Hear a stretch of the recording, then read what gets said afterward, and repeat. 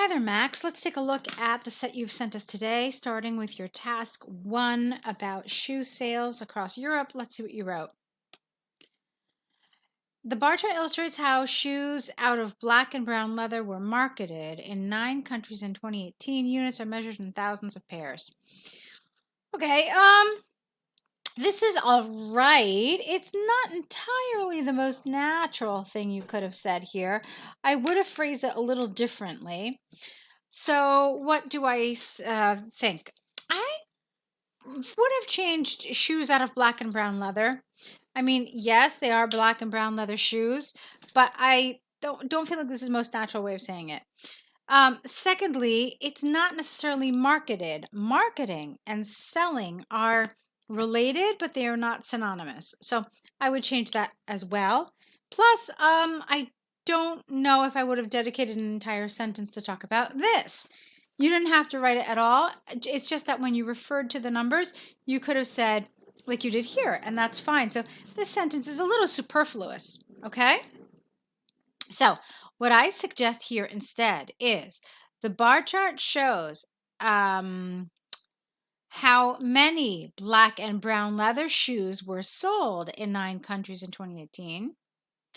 Overall, France sold fewer shoes from black leather.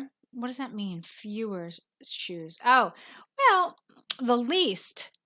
Okay, not fewer, because fewer is comparative. But it's in fact it's the lowest number of black shoes. So this is not entirely accurate. So overall, France sold the least shoes from black leather. That's a little awkward. You know what? I'm going to give you a more natural way of saying this. Overall, France sold the least black leather shoes and Belgium the least brown leather, whereas Hungary sold the most black leather shoes and Poland brown leather. Okay, so this is a great example of ellipsis. It's more accurate. You're using the most and the least rather than fewer and more. So all of this is just really increasing the accuracy here, okay, and also making it very cohesive. In addition, it can be seen that brown leather shoes accounted for the majority of sales. Brown leather shoes. Perhaps that's true. I've never actually added it. Okay. Yeah, I can see why you would say that. All right, let's continue. First, the majority of black leather shoes were sold were sold in Belgium, almost 110,000 pairs. Hungary, close to 145,000, and Italy around 130. All right, now why did you decide to start with Belgium, Hungary, and Italy? Let's see. Belgium, Hungary, and Italy. Oh, okay. So you literally went from left to right. I don't think that's the most effective way to do this. Okay. More effective would have been starting with Hungary, then Italy, than Belgium. So it's a different way of looking. It's a different way of looking at this. You're not going left to right, but you're actually looking high to low. And that's more important when you're looking at any type of graph information for IELTS. Okay. So I would have started with Hungary and then Italy and then Belgium. And also, I would have signposted it a little bit. Yes, you did tell us here Hungary, but now here you're doing it with figures. So do it again more appropriately, okay? So, firstly, the highest number of black leather shoes were sold by Hungary at close to 145,000, followed by Italy at 130,000 and Belgium at almost 110,000. So that's why I would have done it. This way you're signposting. It's not just you're throwing out numbers, but you're actually explaining to us why you are selecting these numbers. The first 3 highest is essentially what you're doing, okay? Now, I like your attempt here to use a cohesive device, but this one is a little awkward. So not as opposed to that. We want to say here in contrast. That would have been a far more appropriate word here. So in contrast, the 5 remaining European countries sold significantly fewer black leather shoes.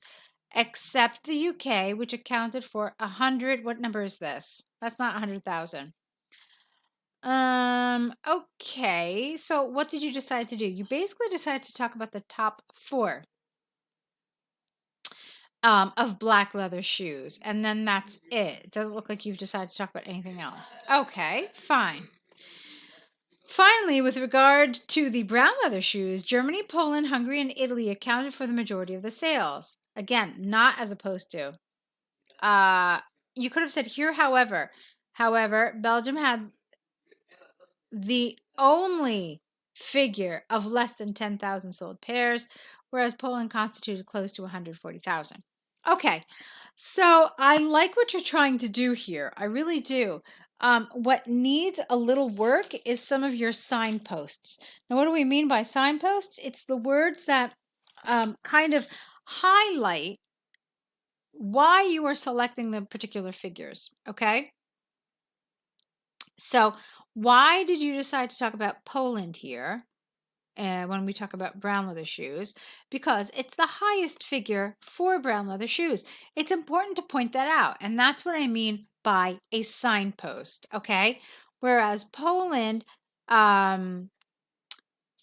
constituted close to 140,000, making it the country with the most brown leather shoe sales.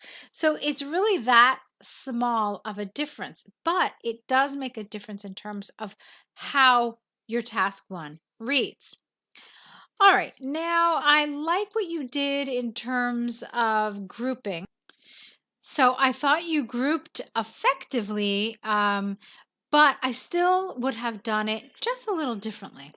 So I want to talk a little bit about these 2 paragraphs here. Okay, what you did in your first detail paragraph is you talked just about the top 4, and then that's it, which means that there's 5 countries for which we have no data, really. Okay. And again, for me, the really important thing was to include some data about France, which was your lowest number for black shoes. Okay. Just mentioning it, in passing in your overview was not enough. You should give some data, because then your reader understands that the remaining countries all were somewhere between that. Okay. Then, here, what did you do? You talked about, again, the top 1, 2, 3, 4, and then the lowest. So, that was okay. Again, you needed better signposting. So, one of the things other than the signposting, in other words, we talked about pointing out which was the highest, pointing out which was the lowest, and calling it that. The highest number of shoes, the most shoes sold, the least shoes sold, or the country with the lowest shoe sales. These are different ways to express this. Okay, I'm always a big fan of also using these numbers along the side. I find them particularly helpful, especially in a chart like this, where you have 18 pieces of information. So I would have done things fairly similar to how you did them. I just might have, like I said, signposted a little differently. So I absolutely would have talked about black leather shoes and how 3 countries sold over 100,000 black leather shoes, with Hungary selling the most at approximately 140,000. The least black leather shoes were sold in France at approximately 35,000 shoes. Okay, the remaining countries all sold between 50,000 and 100,000. If you want to be even more specific, you can say they all sold between 55,000 and 100,000. Okay? Then, with the brown leather shoes, a very similar sort of thing here. So, here I would say, in contrast to the black leather shoes, 4 countries sold over 100,000 pairs of shoes. They with the highest number sold in Poland at whatever that is, and then you can name the rest of the countries, okay? Then I also think it's really important to point out that Belgium had the lowest sales of shoes in the entire chart. These are things you want to signpost. And then you can say the remaining countries and name them. Now let's talk about one thing that's important in a task 1 that I think a lot of people don't know. It's very important to list the names of the countries, okay? Even if you just mention them, even just once, that's all you need to do. But it's important because these are considered your key features. They're your categories. And so it's important to at least name them. One easy way to do it, easy, super easy, is right up here.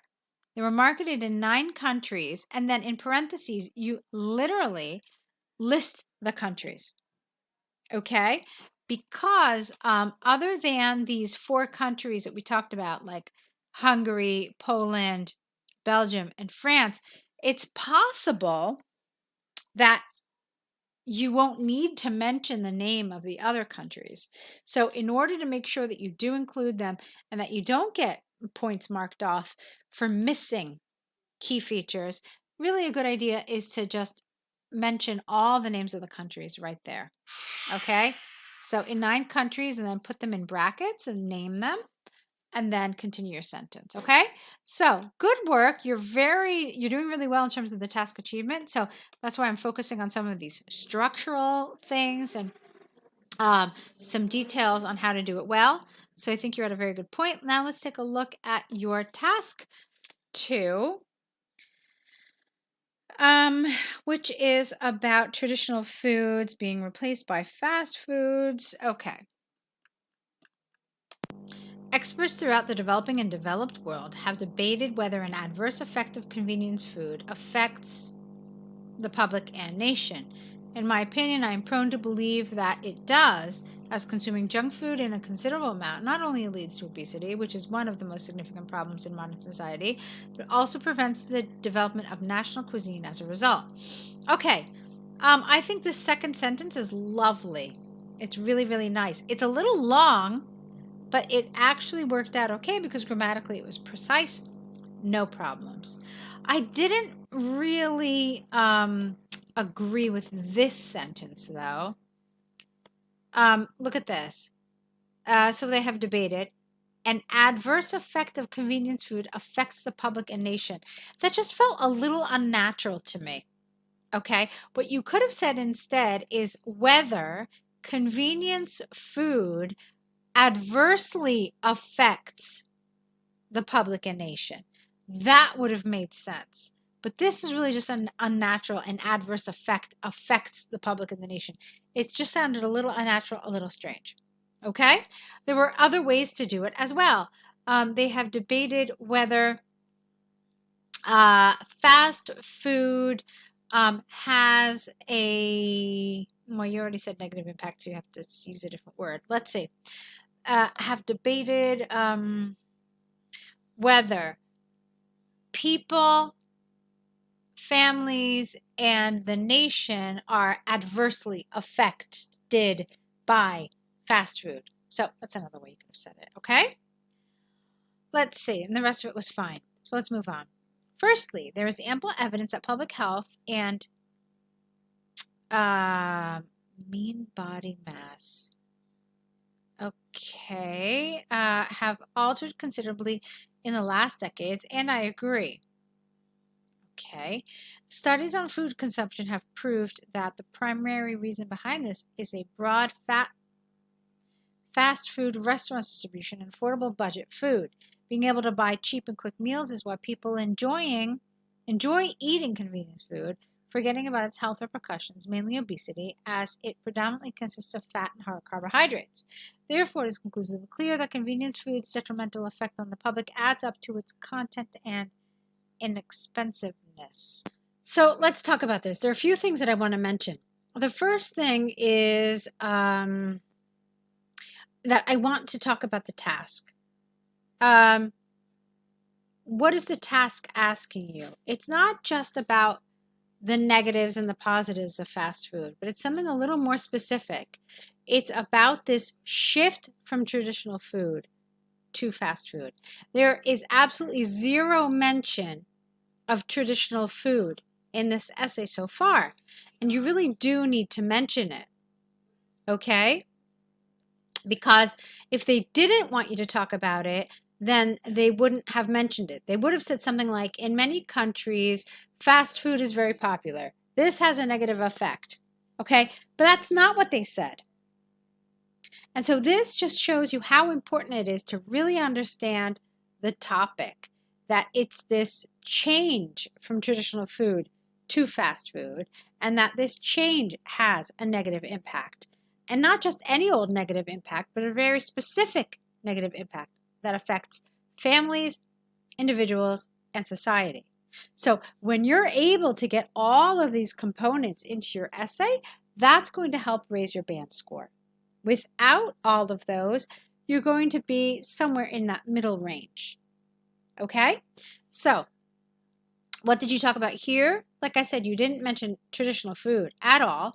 And you also didn't really talk about families and, I guess, in society. I mean, it was more or less like on an individual level. You talked about health repercussions, you talked about obesity. So, I don't really feel like this paragraph was really a very pointed response to the question. It was just kind of a general statement about the negatives of fast food and why fast food is negative and why we're eating it. But that's not, again, what the question really asked you, okay? So I hope that makes sense. I hope that's not a little, I hope that doesn't sound too strange. But I didn't feel like you truly answered the question. Let's look at the next paragraph. Secondly, although there is a case for traditional cuisines flourishing, it is wholly overthrown with fast food. All right, here's another thing I want to mention, which this gives me a wonderful kind of segue into. I felt like some of your vocabulary was incorrect, okay? So here, flourish is the wrong word, overthrown is the wrong word, and I think you did something like that elsewhere. Let me think. Oh, yeah. It adds up to its content. That was a very strange expression. It didn't really convey what I think you're trying to convey. So be careful with some of the vocabulary. You know some nice words, but it's also really important to use them correctly. So here you've got two words that are used incorrectly, flourish and overthrown, so it's important to replace them with something more accurate. Also, let's talk about how to use this. Although there is a case for etc., etc., what you're supposed to do in this instance is you're supposed to essentially summarize what was in the last paragraph and then introduce the new element of your essay. And that's really effective when you're talking about both sides of something. But this doesn't fit here. It's inappropriate. So I would have scrapped this entire first sentence altogether. Okay? And what I want to do is I want to hold off on replacing it with something else because I do want to see how you actually develop the rest of your paragraph. Okay? So this is largely because more people lack the cooking ability and prefer frozen meals instead of home-cooked food, as it is convenient and quick. For example, an extensive study by the FDA showed that over 45% of people in the USA do not eat a self-prepared meal at home, but order fast food or eat out. Thus, it's possible to state beyond doubt that if society did not address that problem, more people would suffer from health problems. Okay, we have another problem here. First of all, what is fast food? I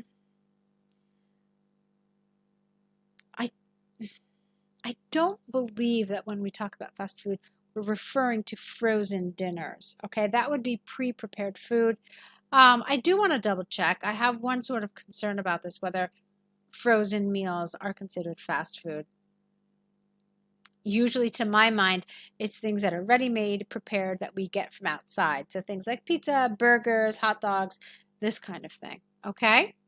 Now, again, you really didn't talk about traditional cuisine at all. You just mentioned the expression traditional cuisine, but didn't do anything with it. And then you were essentially telling us why we are eating fast food. We lack ability to cook and we prefer frozen meals because they're convenient and quick. Again, not what this essay is about. Okay? So there is definitely a problem in this essay with task achievement. All right? So, let's see your conclusion, then we'll talk more about this. From the arguments and examples given, I firmly believe that although fast food is available and savory, its adverse effect due to its content might worsen public health in the near future. All right, that's fine. So what were you supposed to talk about here? Clearly, you are against fast food. You agree that it has a negative impact on our lives. So let's talk about how you could have done this. First of all, you could have talked about how it had this shift has a negative effect on families. Okay, you could have spent an entire paragraph talking about that. How? Well, you could have said that in the past we used to use the preparation of food as a chance for families to bond, to get together, talk about their day, and deepen family relationships. Now, with this plethora of fast food options. Everyone is eating on the go. No one prepares meals together. Everyone eats on the road. And therefore, dinner time and meal time is no longer a time for families to get together, but it's just a means to an end. We eat to basically nourish our bodies, and then we just get on with our day. So this whole communication and connection that happens around meals is lost. So that's how you could have developed one paragraph, okay? Then you could have talked about, much like what you did, but you just need to frame it differently. You could have talked about how this shift away from traditional food and towards fast food has a negative impact on our health. So you could have talked about, you could have made a comparison essentially, saying that traditional food, we usually know what goes into it. We pick out the ingredients. We make sure that they are, whole foods essentially, with meats, with vegetables, in many cuisines at least, or, whatever cuisine you're familiar with. But now we're eating foods that we just don't know what's in them. And we see a rise in things like heart disease, a rise in cholesterol. This affects obviously individuals and individual health, but as a result, it also has an effect on our healthcare system. Okay? Hospitals are full of people with, diabetes, heart disease, cholesterol, high blood pressure, etc. And this, affects the economy of a nation. Okay, so this is how you could have talked about it. So it's kind of integrating all of these elements together. The comparison between fast food and traditional food, and then talking about each one of these families, individuals, and society. This "and" here is key. It's showing you that it wants you to talk about all of these, not just one of them, or approximately. All right, so that's my feedback about this essay. I want you to be a little careful with the vocabulary because I thought some of your vocabulary was inaccurate. Those are the two things that really stick out: task achievement and vocabulary.